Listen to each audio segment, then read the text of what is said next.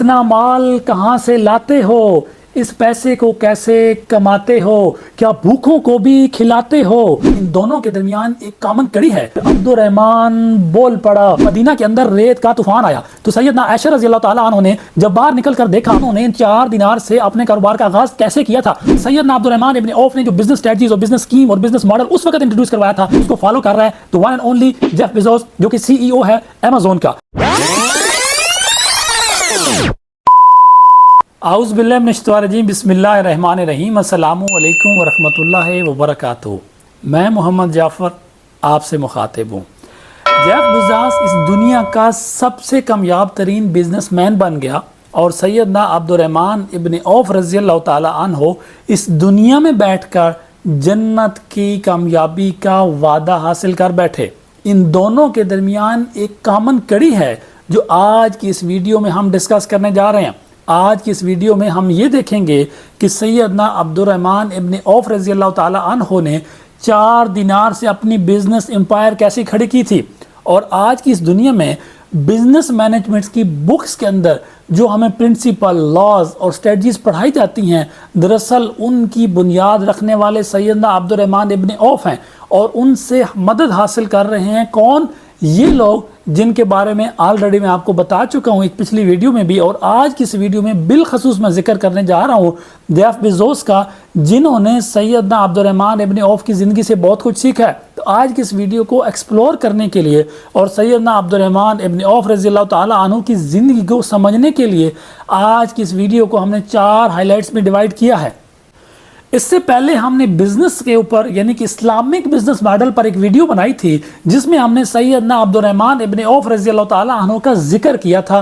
तो हमें बहुत सारे ऐसे क्वेश्चंस रिसीव हुए जिसमें हमसे पूछा गया कि आपने ये तो बताया ही नहीं है कि सैयदना अब्दुर्रहमान इब्न औफ रज़ी अल्लाह ताला अन्हु ने इतना पैसा आखिर कमाया कैसे।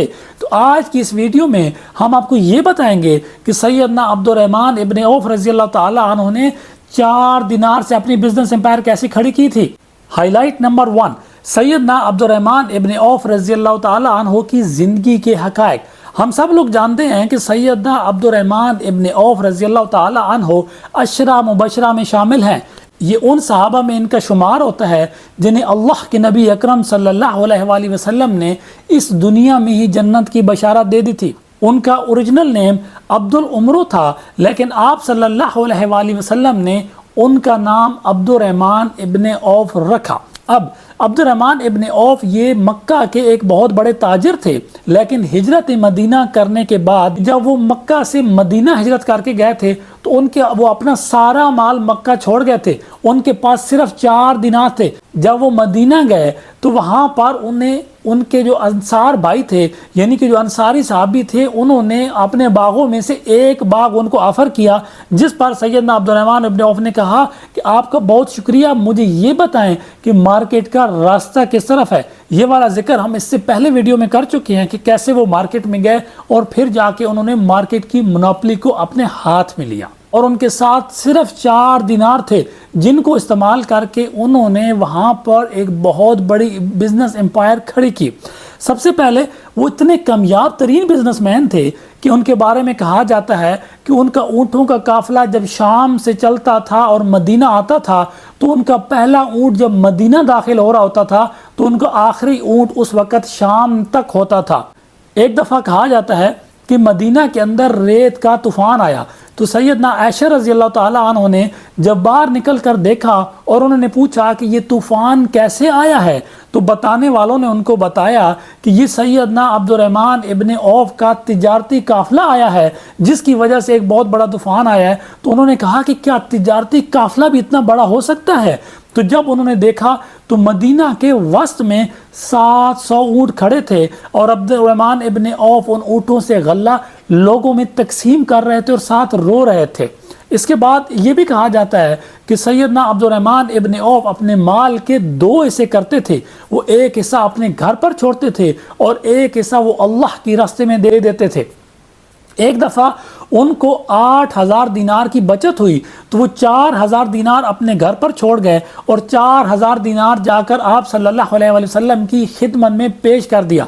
तो आप सल्लल्लाहु अलैहि वसल्लम ने उनसे पूछा कि ऐ अब्दुर्रहमान, تو اپنے گھر پر کتنا مال چھوڑ کر آیا ہے؟ جس پر عبد الرحمن ابن عوف نے کہا کہ یا رسول اللہ صلی اللہ علیہ وسلم جتنا آپ کی خدمت میں پیش کیا اتنا ہی میں اپنے گھر پر چھوڑ آیا ہوں۔ تو آپ صلی اللہ علیہ وسلم اتنے خوش ہوئے کہ ان کے دل سے ایک دعا نکلی اور انہوں نے کہا کہ یا اللہ تو عبد الرحمن کو جو رحمان کا تاجر ہے اس کے مال میں برکت عطا فرما، اس مال میں بھی جو وہ اپنے گھر پر چھوڑ آیا ہے اور اس مال میں بھی جو میرے پاس لے کر آیا ہے۔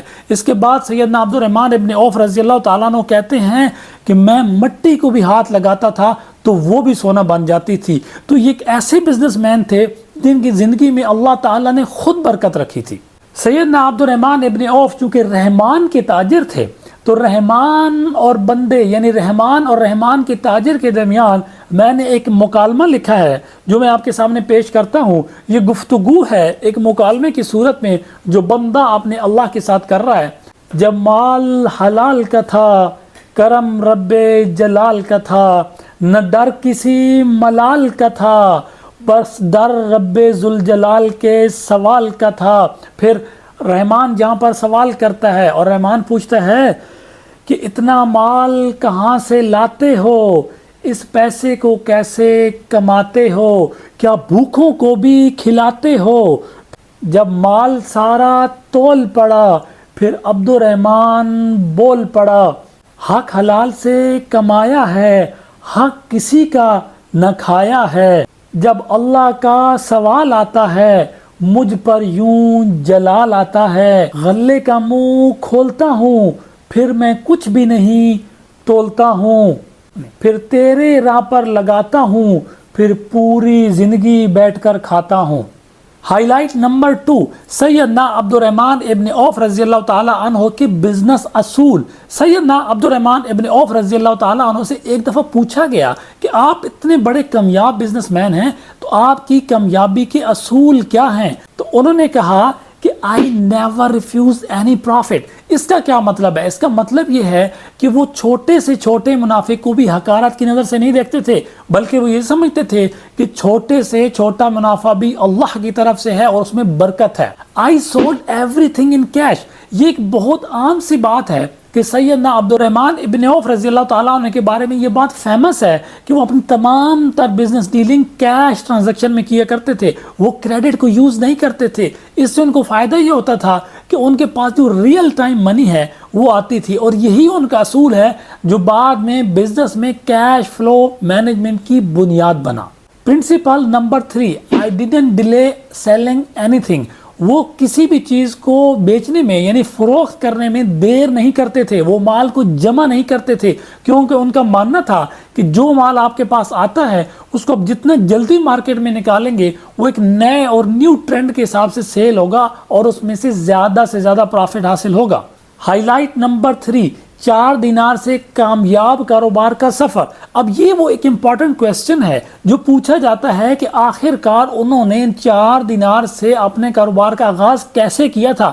ان 4 دینار سے انہوں نے سب سے پہلے دہی اور مکھن کا کاروبار کیا، پھر انہوں نے گھوڑوں کا کاروبار شروع کیا۔ جب انہوں نے یہ دیکھا کہ اس بزنس میں اس لیول کا سکوپ نہیں ہے تو پھر اس کے بعد انہوں نے ہارسز کے سیڈلز بنانا شروع کیے اور ان کو سیل کرنا شروع کیا۔ تو یہ مارکیٹ کے اندر ایک بہت بڑا اور ایک نیا ٹرینڈ تھا جو اس وقت کی مارکیٹ میں ایک مناپلی اختیار کر گیا اور اس میں ان کو بہت زیادہ پروفٹ ہوا۔ تو یہ نیو آئیڈیا لے کے انہوں نے اپنے بزنس کو گرو کیا اور دیکھتے ہی دیکھتے ان کی یہ بزنس امپائر کھڑی ہوگی، اور اس کے ساتھ ساتھ انہوں نے دوسرے کاروبار بھی کرنا شروع کر دیے، جیسا کہ اونٹوں کی بزنس کا کام اور اس کے ساتھ ایگریکلچر کا کام، فارمنگ کا کام۔ یوں اپنی بزنس امپائرز کو گرو کرتے گئے اور اپنے کاروبار کو آگے بڑھاتے گئے۔ ہائی لائٹ نمبر 4، اب فائنلی ہم ان بزنس اسٹریٹجیز کی طرف آتے ہیں جو اگرچہ سیدنا عبد الرحمن ابن عوف کی اوریجنل کریٹڈ کی گئی اسٹریٹجیز ہیں، لیکن آج کے بزنس مینجمنٹس کی بک کے اندر ان کو ایسے پڑھایا جاتا ہے جیسے یہ کسی یورپ کے یا جدید دنیا کے کسی بانی کی طرف سے انوینٹڈ یا کریٹ کردہ بزنس اسٹریٹجیز ہوں۔ تو سیدنا عبد الرحمن ابن عوف رضی اللہ تعالیٰ انہوں نے جو اس وقت بزنس اسٹریٹجیز اپنائی تھیں ان میں سے چند کے نام میں آپ کے سامنے ذکر کر دیتا ہوں۔ Strategy number 1، the power of business diversification. تو سب سے اور امپارٹنٹ چیز جو انہوں نے اپنے بزنس کے اندر کی، انہوں نے اپنے بزنس کو ڈائیورس کیا۔ انہوں نے بزنس کو ایک ہی اصول پر یا ایک ہی نیچر میں نہیں بلکہ ملٹیپل ویز میں انہوں نے اپنے بزنس کو کیا۔ Building strong relationship. اس کے بعد انہوں نے ارد گرد کے جتنے بھی بزنس مین تھے اور اس وقت کی جو امپورٹنٹ پرسنالٹیز تھیں ان کے ساتھ اپنے اسٹرانگ ریلیشنشپ بلڈ کیے، اس سے ان کے بزنس کو بہت بڑا سکوپ ملا۔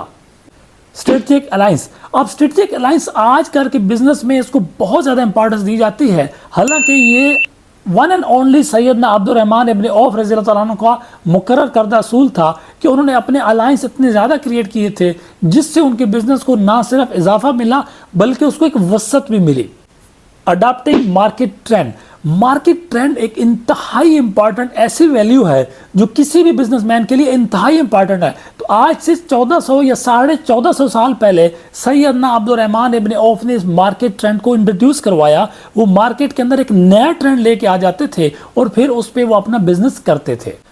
Innovation and improvement, innovation and improvement ایک ایسا ان کا مقرر کردہ اصول تھا یا بزنس اسٹریٹجی تھی جس کے مطابق وہ اپنی آلریڈی چیزیں ہوتی تھیں وہ ان کو انوویٹ کرتے تھے، بلکہ اس کے ساتھ ساتھ وہ اپنی کوالٹیز کو اور کوانٹیز کو اور چیزوں کو امپروو بھی کرتے تھے۔ Effective finance management, finance management کسی بھی بزنس کی بیک بون ہوتی ہے۔ آج کل فائنانس مینجمنٹ کے اوپر بہت زیادہ کورسز بھی کرائے جا رہے ہیں اور بلکہ اس پہ ڈگریز بھی کرائی جا رہی ہیں، لیکن آپ یہ بات سن کر حیران ہوں گے کہ یہ والا بھی اصول جو ہے وہ بھی سیدنا عبد الرحمن ابن عوف نے شروع کیا تھا۔ انہوں نے اپنے فائنانس کو پراپر طریقے سے مینج کیا تھا اور اس کے بعد ان کو صحیح والی رپورٹ ملتی تھی کہ ان کو اکثر اپنے بزنس میں سے کتنا فائدہ اور کتنا نقصان ہو رہا ہے۔ Customer centric approach, customer centric approach ایک ایسی اپروچ تھی کہ وہ ہمیشہ اپنے کسٹمر کو اپنی کسٹڈی میں یعنی اپنی اپروچ میں، اپنی کمیونیکیشن میں، اپنی کمانڈ میں رکھتے تھے۔ وہ ان کے ساتھ کمیونیکیشن کرتے تھے، ان سے فیڈ بیک لیتے تھے، پھر اس حساب سے وہ اپنے بزنس کو آگے بڑھاتے تھے۔ embracing failure as a learning opportunity، ان کو جب بھی کوئی فیلئر ہوا ان کے بزنس میں اور جب بھی ان کو کہیں اللہ نہ کرے کوئی نقصان ہوا تو ہمیشہ انہوں نے اس نقصان سے سیکھنے کی کوشش کی اور اس کے بعد خود کو امپروو کرنے کی کوشش کی۔ تو ناظرین، یہ جو 4 ہائی لائٹس ہم نے آپ کے سامنے رکھی ہیں، یہ مختصراً ہم نے اس چیز کو سمجھنے کی کوشش کی ہے کہ سیدنا عبد الرحمن ابن عوف نے آخر اپنی بزنس امپائر کھڑی کیسے کی ہے۔ اب ویڈیو کے آخر میں ہم اس بات کا بھی ذکر کرتے چلیں کہ جیف بیزوس اور سیدنا عبد الرحمن ابن عوف کے درمیان یہ کڑی ہے کیا جو کامن ہے۔ تو میں آپ کو یہ بات سمجھاتا چلوں کہ سیدنا عبد الرحمن ابن عوف نے جو بزنس اسٹریٹجیز اور بزنس اسکیم اور بزنس ماڈل اس وقت انٹروڈیوس کروایا تھا، آج اگر کوئی شخص اور کوئی انسان اس کو صحیح معنوں میں صحیح طور پر اس کو فالو کر رہا ہے تو one and only Jeff Bezos جو کہ CEO ہے Amazon کا، وہ کیا کرتے ہیں، بہت ساری ایسی اسٹریٹجیز میں نے آپ کو آلریڈی بتائی ہیں، وہ انہی بھی فالو کرتے ہیں۔ کسٹمر کی کریڈیبلٹی رکھتے ہیں، کسٹمر کے ساتھ اپروچ رکھتے ہیں، وہ چیزوں کو کہیں نہ کہیں ایک آنیسٹی کے طور پہ ملتے ہیں، کیونکہ آج جو آن لائن بزنس ہے وہ ٹوٹلی اسٹینڈ آؤٹ کرتا ہے آنیسٹی پر۔ اور سب سے بڑھ کے بات یہ ہے کہ وہ بزنس میں ہمیشہ کیش ڈیل کرتے ہیں۔ یو نو اٹ کہ Amazon میں کیش ڈیل ہوتی ہے۔ اس کے علاوہ اور بہت ساری ایسی کنیکٹیوٹیز ہیں دونوں کے درمیان میچ ہوتی ہیں۔ تو مختصراً ہم یہ کہہ سکتے ہیں آخر میں کہ سیدنا عبد الرحمن ابن عوف جن کو اللہ تعالیٰ نے اسی دنیا میں جنت کی خوشخبری سنائی تھی، وہ نہ صرف جنت میں کامیاب ہوئے بلکہ اس دنیا میں بھی کامیاب ترین بزنس مین تھے۔ اور جیسا کہ پہلے ہم اگلی ویڈیو میں بتا چکے ہیں کہ ان کی جو ٹوٹل نیٹ ورتھ تھی دیٹ واز 606 بلین $، جو آج کے کامیاب ترین 10 بزنس مین سے بھی زیادہ ہے۔ تو مسلمانوں، ہمیں سیکھنے کی ضرورت ہے ہمارے ان تمام رول ماڈل سے۔ میں امید کرتا ہوں کہ آپ نے بھی سیکھا ہوگا، یقیناً میں نے تو بہت کچھ سیکھا ہے۔ میری آپ سب سے گزارش ہے کہ آپ اس ویڈیو کو لائک کریں، شیئر کریں اور چینل کو سبسکرائب کریں۔ اللہ حافظ۔